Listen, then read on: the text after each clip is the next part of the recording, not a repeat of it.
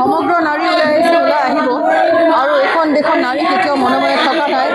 যেতিয়া আমাৰ অধিকাৰৰ প্ৰশ্ন আহি পৰে, যেতিয়া আমি যোনটো ৰাজনৈতিক অধিকাৰ আমি প্ৰাপ্য হয়, সেই প্ৰাপ্যৰ পৰা আমাৰ যেতিয়া বঞ্চিত কৰিছে বিৰোধীয়ে, সেই বিৰোধীক আজি আমি তীব্ৰ গৰিহণা দিছোঁ। এই খানাপাৰা ফিল্ডৰ পৰা সমগ্ৰ অসমৰ পৰা আজি ইয়াত মহিলা একত্ৰিত হৈছে। কোনো এটা ৰাজনৈতিক দল বুলি নহয়, নানান প্ৰেক্ষাপটৰ মহিলা ইয়াত আমাৰ মাজত উপস্থিত হৈছে। মনত ৰাখিব বিৰোধী, আপোনালোকক পুনৰবাৰ মই আহ্বান জনাইছোঁ। প্ৰিয়ংকা গান্ধী বাদ্ৰাই কি কৈছিল, নাৰী হোল্ডাৰ শক্তি ক'ত গ'ল আজি প্ৰিয়ংকা গান্ধী বাদ্ৰা মহিলাৰ কাৰণে 33% সংৰক্ষণ কিয় আপোনালোকে বিৰোধ কৰিছে?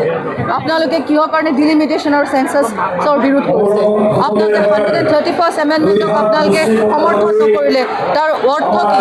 আমি এইটোৱে বুজিলোঁ আৰু সমগ্ৰ দেশবাসীক আজি আপোনালোকে এইটোৱে বুজালে যে আপোনালোকে নাৰীৰ বিৰোধ কৰে, নাৰীক কেতিয়াও সন্মান কৰা নাই আৰু নাৰীক সম অধিকাৰ আৰু সম সন্মান সম আদৰ কেতিয়াও প্ৰদান কৰিব নোৱাৰে আৰু কৰাও নাছিল। ছটা দশক বিৰোধীয়ে ছটা দশক আপোনালোকে শাসনত ৰাজ কৰিলে, কিন্তু আপোনালোকে কেতিয়াও নাৰীৰ কাৰণে চিন্তা নকৰিলে। 3 তালাকৰ পৰা আৰম্ভ কৰি 10 কোটি বেংক একাউণ্ট